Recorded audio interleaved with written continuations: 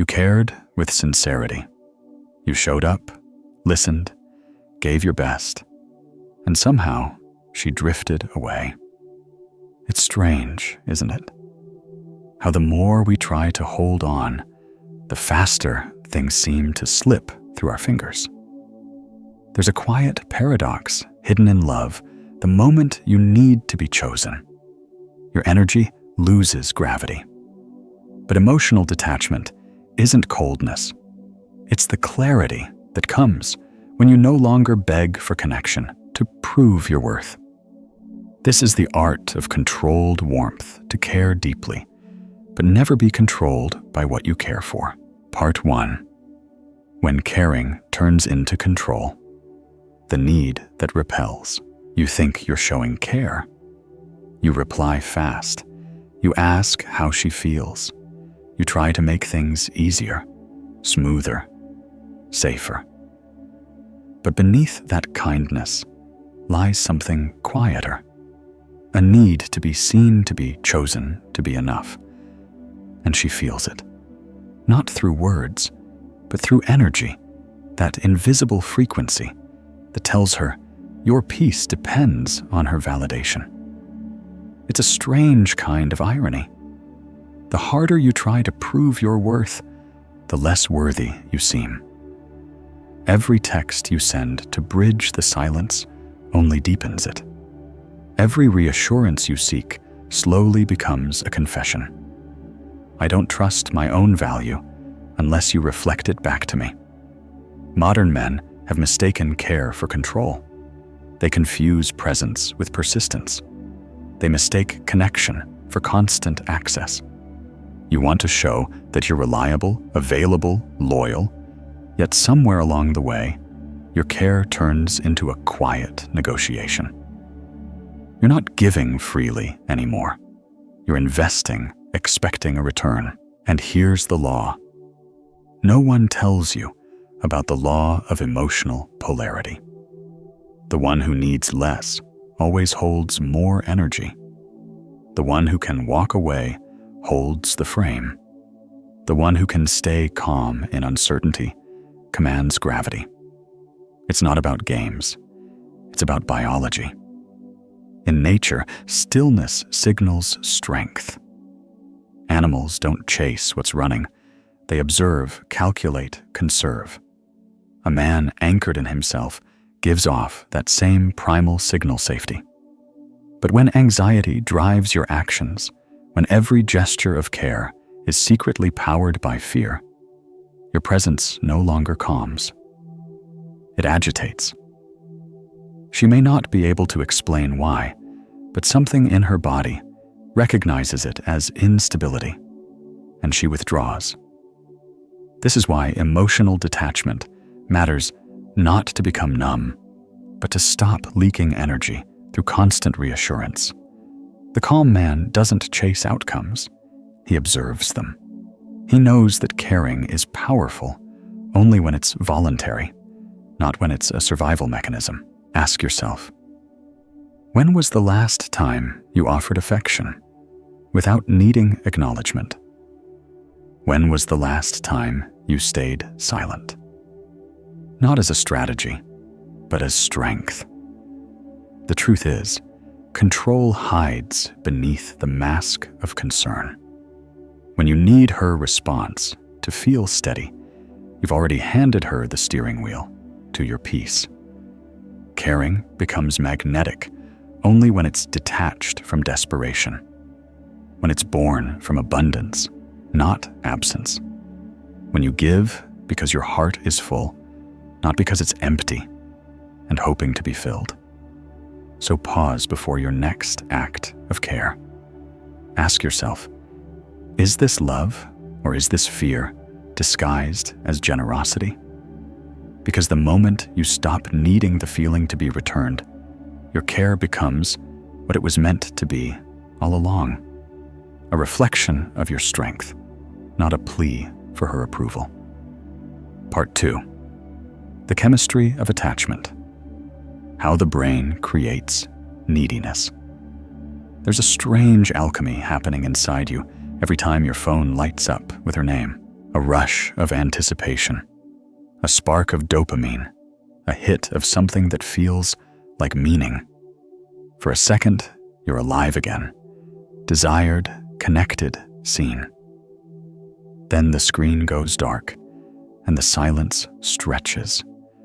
The same chemical that lifted you now leaves you empty. You start waiting for the next message, the next fix. This isn't love. It's neurochemistry, masquerading as devotion. Your brain has turned her attention into a reward loop. Dopamine whispers.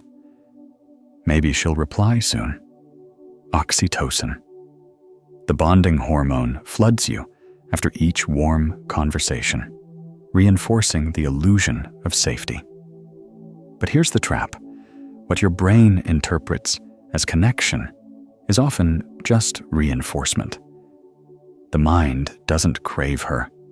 It craves the pattern. Imagine a slot machine. Each pull might deliver a prize or nothing at all. That unpredictability, that uncertain ratio of reward, is what keeps people addicted. Every seen notification, every delayed reply, every fleeting compliment pulls the same lever in your nervous system. You wait, you hope, and you lose a bit of yourself each time. The emotional high becomes shorter, and the lows start lasting longer. But attachment isn't weakness. It's ancient biology designed for survival. You're wired to bond, to seek closeness, to find your tribe. The problem isn't in the caring, it's in the confusion. You've mistaken the chemical noise of need for the quiet pulse of connection. You've mistaken the storm for the sea.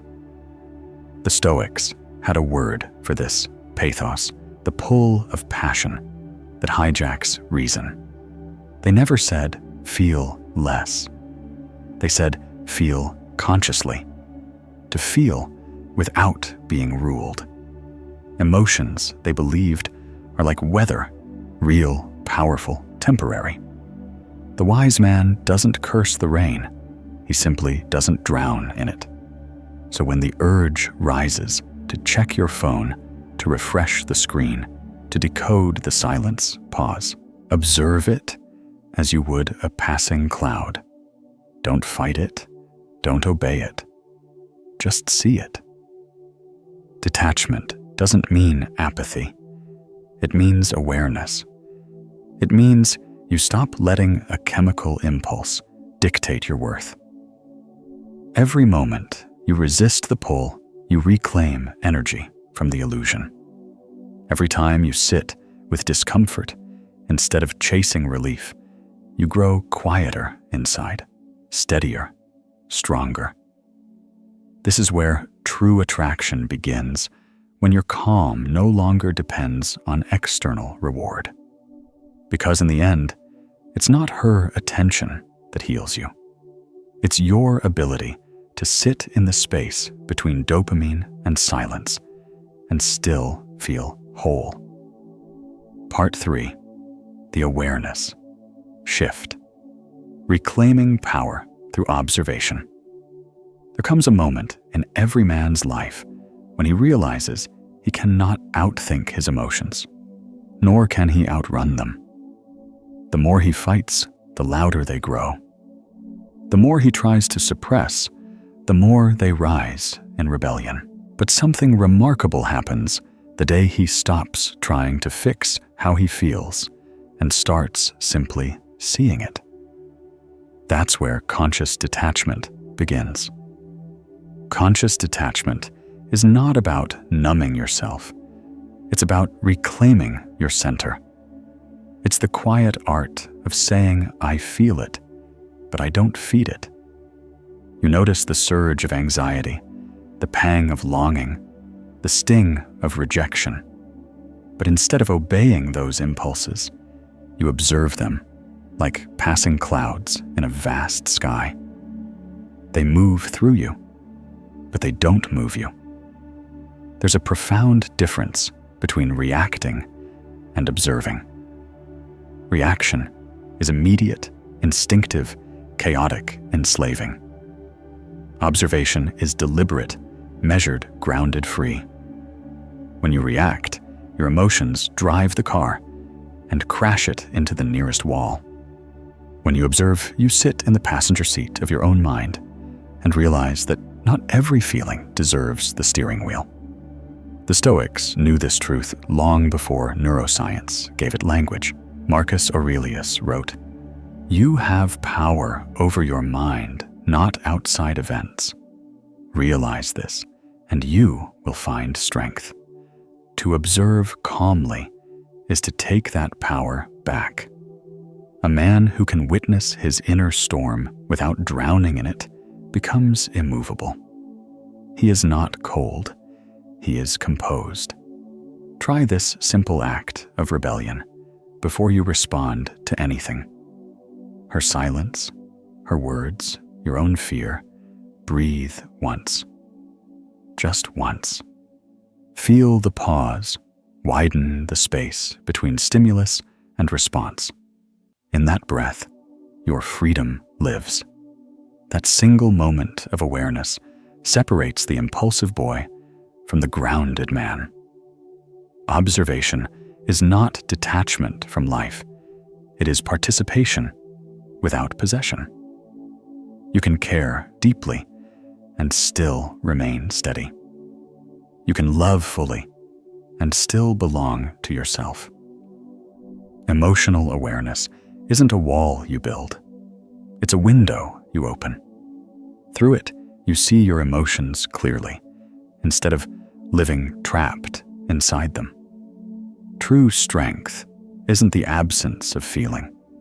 It's the mastery of presence, to stand inside your own storm and remain still, to watch the fire burn without letting it consume you.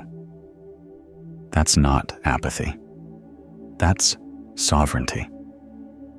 So the next time your emotions rise like a wave, don't brace against it.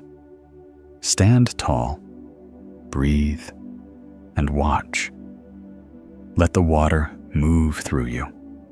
Because the moment you start observing instead of reacting, you'll realize something extraordinary. Control doesn't mean holding tighter. It means finally letting go. Part 4. Controlled warmth. The art of showing you care without losing power.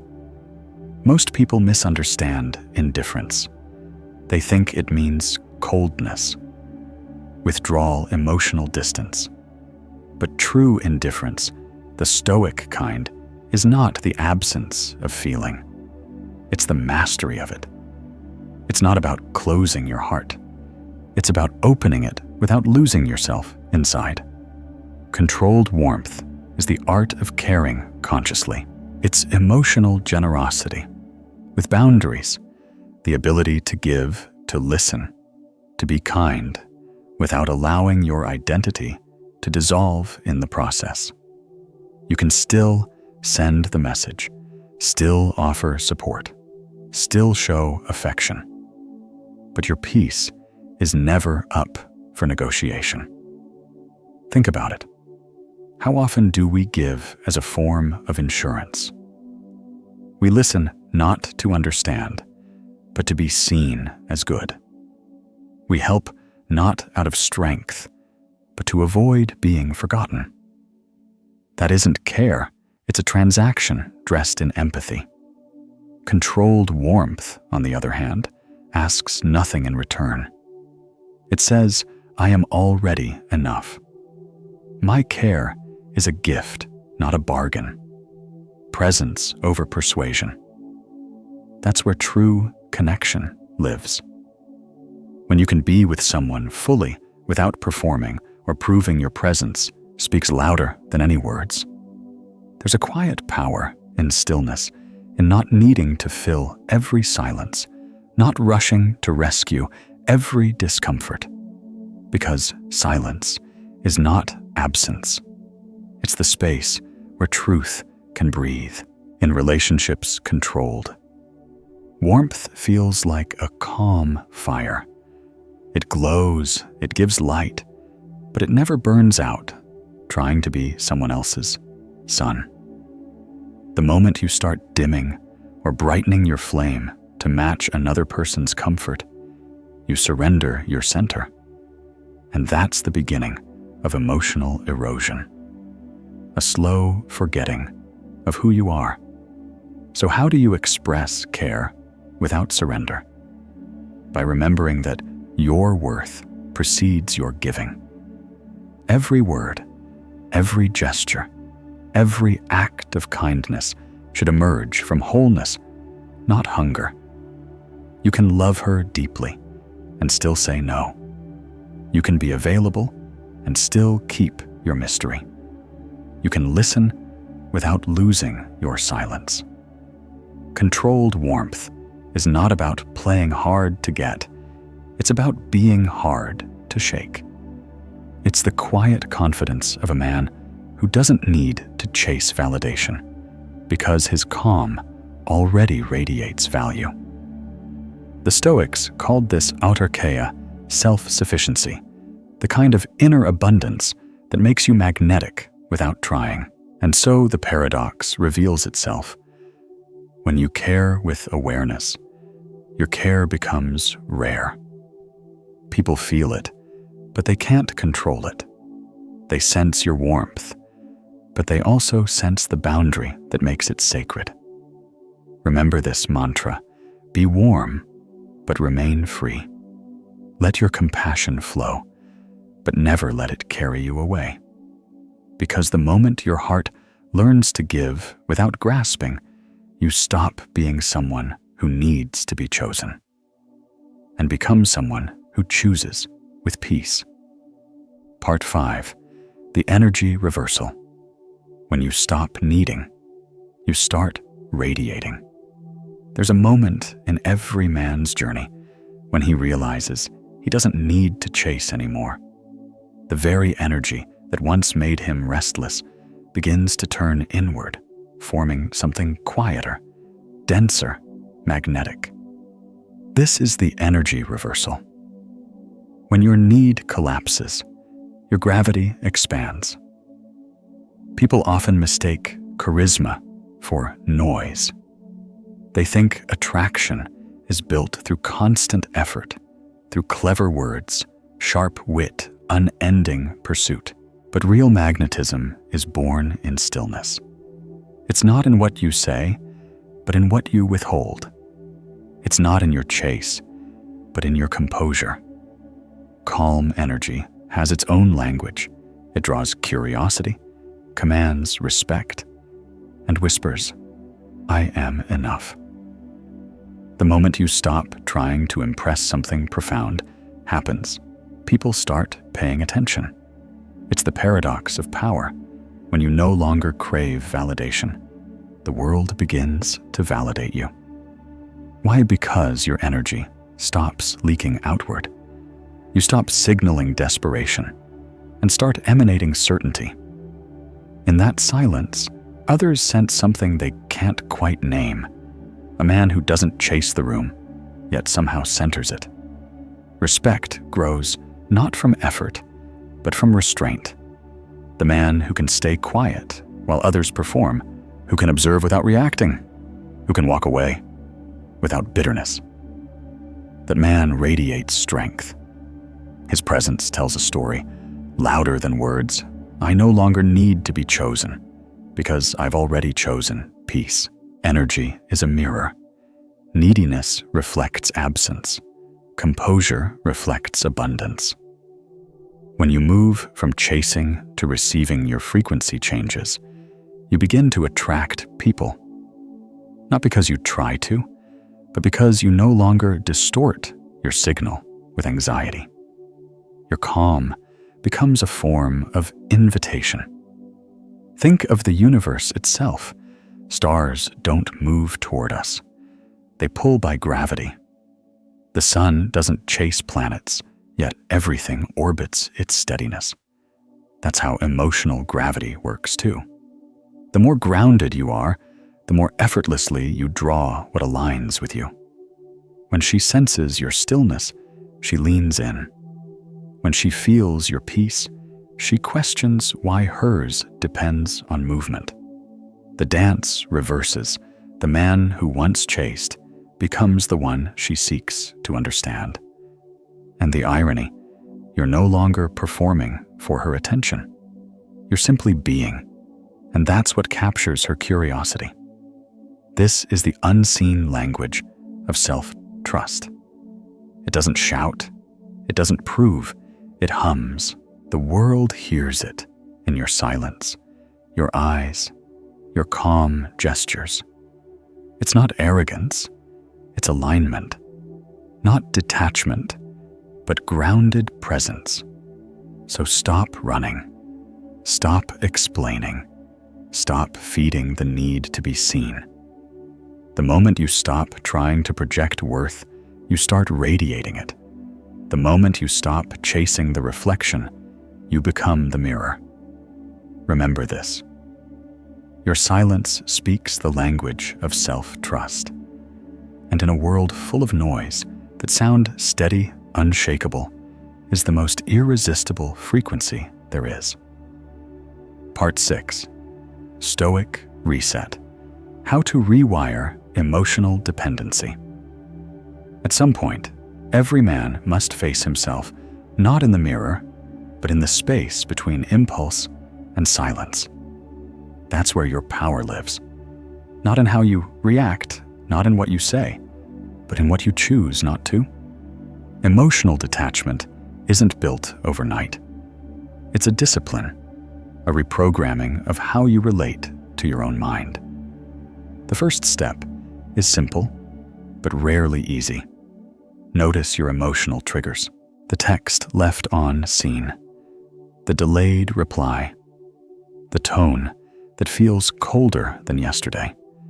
Watch how your body reacts, the tightening in your chest, the urge to fix the flood of thoughts.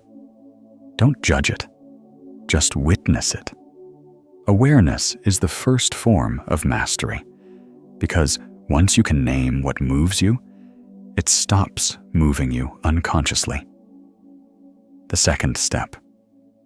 Redefine value. Your worth is not her response. It's not her attention, her affection, or her validation. It's your composure in the absence of all three. That is what defines emotional strength. Not the ability to impress, but the ability to remain undisturbed when external rewards disappear. The man who can remain calm while the world withdraws its approval is the man who has finally met himself. And the third step, redirect energy. Every emotion you suppress will find another way to express itself through overthinking, overtexting, or overworking. The Stoic approach isn't to deny energy, but to channel it. Move your body, write instead of react. Walk instead of worry. Replace obsession with action. When energy finds structure, emotions lose control. This is where the Stoic Reset practice begins. It's not a philosophy to admire, it's a ritual to embody. Silence. No reaction for 24 hours. Whatever happens, resist the impulse to respond. Let the urge rise and fall like a wave. You'll realize most emotions dissolve when left unfed. Stillness. Instead of acting journal, translate the chaos into words. Writing is a mirror that doesn't lie. It shows you the patterns beneath your pain. Structure.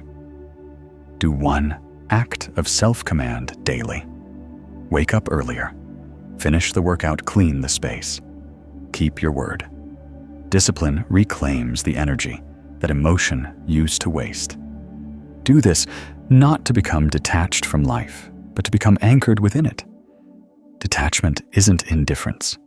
It's intimacy with your own state of mind.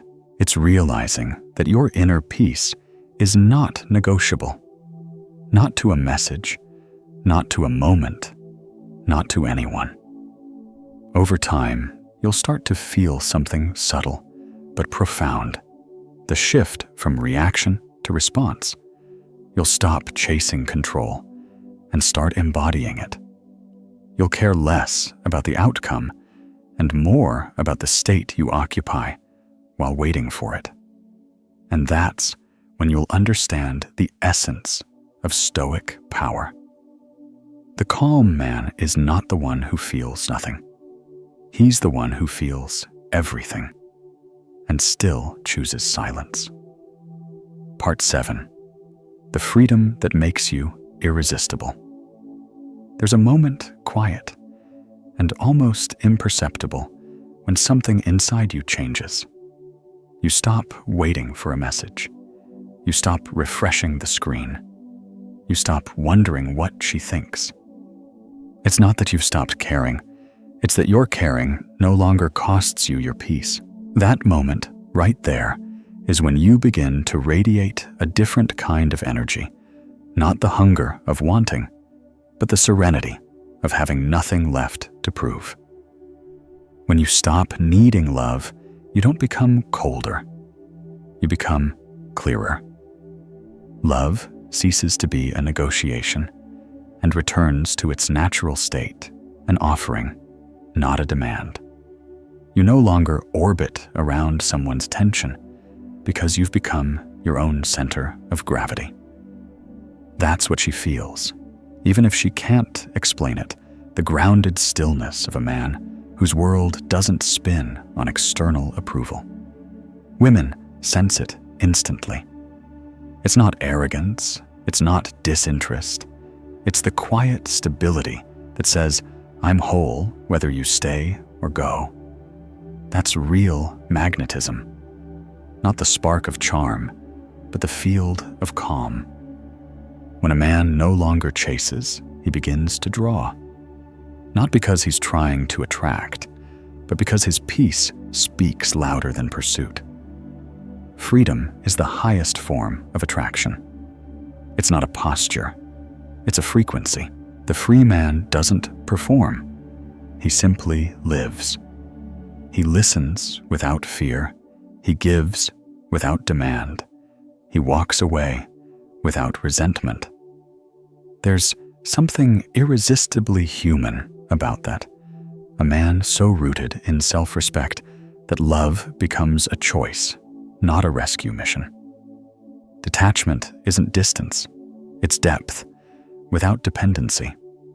It's the ability to open your heart fully, without losing yourself in the process.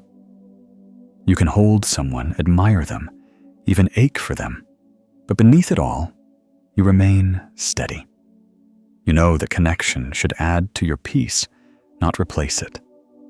And when you live like that, something subtle yet powerful shifts in the way people perceive you. They begin to feel safe in your presence, not because you promise permanence, but because your calm feels real. You no longer create tension by needing or push love away by controlling. You simply are. There's a sacred irony here. The moment you stop trying to make anyone love you, you become lovable in the purest sense, because nothing is more magnetic than a man who wants nothing but peace. A man who stands alone, not as a rejection of intimacy, but as a celebration of self-completion. So remember this, she's not drawn to your detachment. She's drawn to your calm freedom. That subtle, grounded energy that says, I can love you deeply, but I'll never beg for your presence. That's the paradox that every Stoic understood. When you stop needing to be chosen, life starts choosing you. Outro. The magnetic calm practice. The power of still energy. You don't need to chase, explain, or prove. Presence, calm, grounded, unwavering is enough. This is the paradox of care, when love is no longer tied to survival. It becomes something sacred, effortless, alive. So here's your quiet challenge. For one day, practice conscious silence. Don't rush to respond. Observe before you react. Watch how your energy changes when peace becomes your first language. And when you notice the shift, that subtle steadiness inside, share it. Others are walking the same path, learning the same art of still energy. If this message resonates with you, subscribe to Stoic Magnet, a space for calm men mastering the quiet strength of emotional detachment and magnetic indifference. Because true power doesn't shout. It simply stands still and lets the world move around it.